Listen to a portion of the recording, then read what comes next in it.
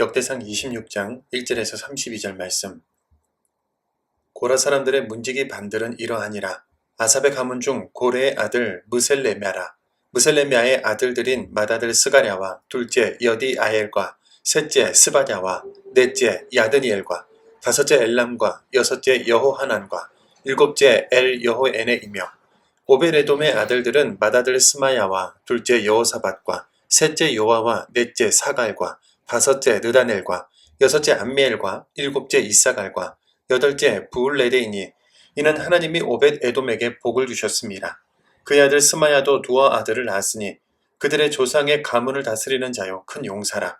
스마야의 아들들은 오드니와 르바엘과 오벳과 엘사밧이며 엘사밧의 형제 엘리후와 스마갸는 능력이 있는 자이니 이는 다 오벳 에돔의 자손이라.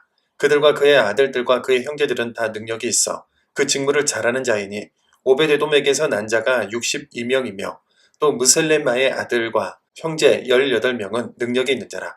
무라리 자손 중 호사에게도 아들들이 있으니 그의 장자는 시므리라. 시므리는 본래 맏아들이 아니라 그의 아버지가 장자로 삼았고 둘째는 힐기야요 셋째는 드발리야요 넷째는 스가랴이니 호사의 아들들과 형제들이 13명이더라.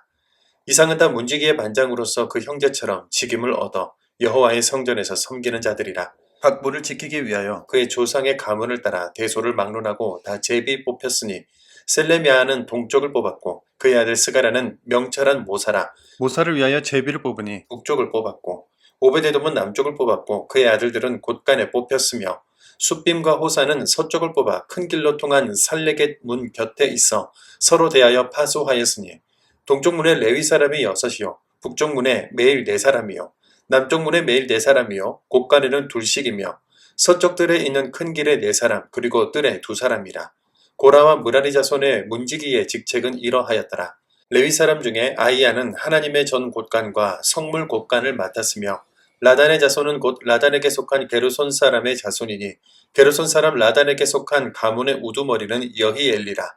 여히엘리의 아들들은 스담과 그의 아우 요엘이니 여호와의 성전 곳간을 맡았고 아므람 자손과 이스할 자손과 헤브론 자손과 우시엘 자손 중에 모세의 아들 게르솜의 자손 스브엘은 곳간을 맡았고 그의 형제 곧 엘리에셀에게서 난 자는 그의 아들 르하바와 그의 아들 여사야와 그의 아들 요람과 그의 아들 시그리와 그의 아들 슬로못이라.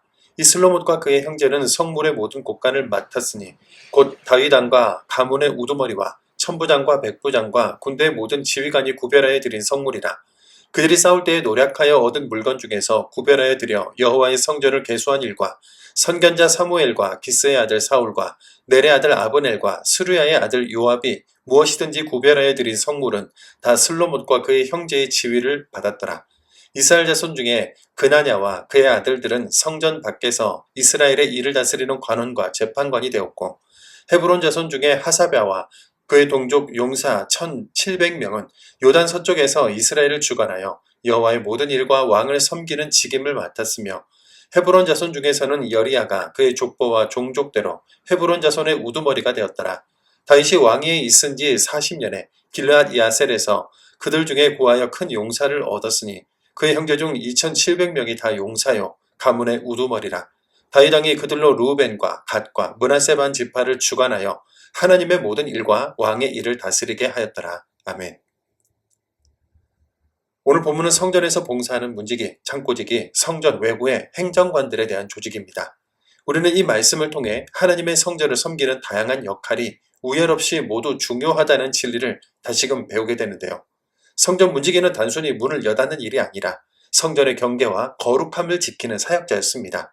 그들은 성전의 각 문을 맡아 이방인들과 부정한 자의 출입을 통제하며 성소의 거룩함이 세속에 의해 침해되지 않도록 섬기는 일을 했죠. 특히 블레셋에게 빼앗겼다가 되찾은 법궤를 정성껏 맡았던 오벳 에돔의 가문이 성전 문지기의 3분의 1을 맡게 된 것에는 하나님의 놀라운 은혜가 있습니다. 하나님은 우리의 작은 충성에도 반드시 보상하시는 분이시죠. 창고지기는 11조와 헌물, 성전 기물, 전리품 등 하나님께 바친 모든 물건을 보관하고 관리하는 중요한 사역을 감당했습니다. 다윗은 전쟁에서 얻은 전리품도 하나님의 것으로 여기고 성전 창고에 보관하게 했는데요. 이는 전쟁이 사람의 힘이 아니라 여호와의 도우심으로 이루어진 것임을 고백하는 믿음의 행위였죠.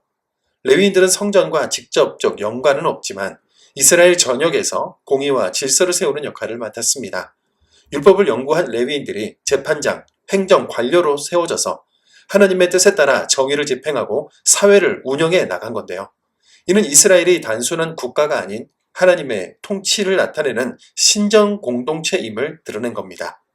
오늘 본문을 통해 우리가 기억할 것이 있습니다. 하나님께는 더 중요하고 덜 중요한 일이 따로 있지 않다는 거죠.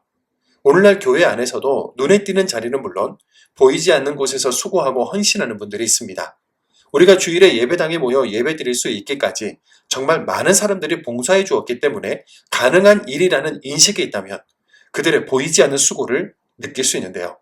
교회 협의회와 선한 사마리아 팀으로, 재정으로, 교회학교 교사로, 예배당 청소로, 찬양팀으로, 중보기도 팀으로, 그 외에도 보이지 않는 곳에서 기도하며 빈 곳을 채우시는 분들로 인해 교회는 든든히 세워져 가는 겁니다.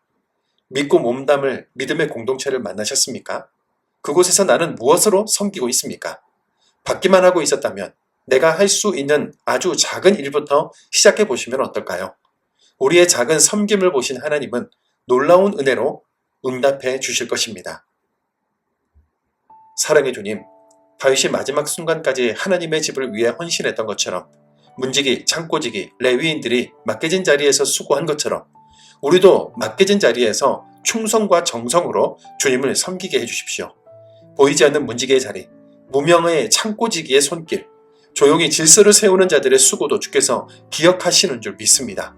우리 안에 우열을 따졌던 교만이 아닌 동력을 귀히 여기는 겸손을 주시고 맡겨진 사역마다 주님의 영광을 위한 예배가 되게 하여 주옵소서.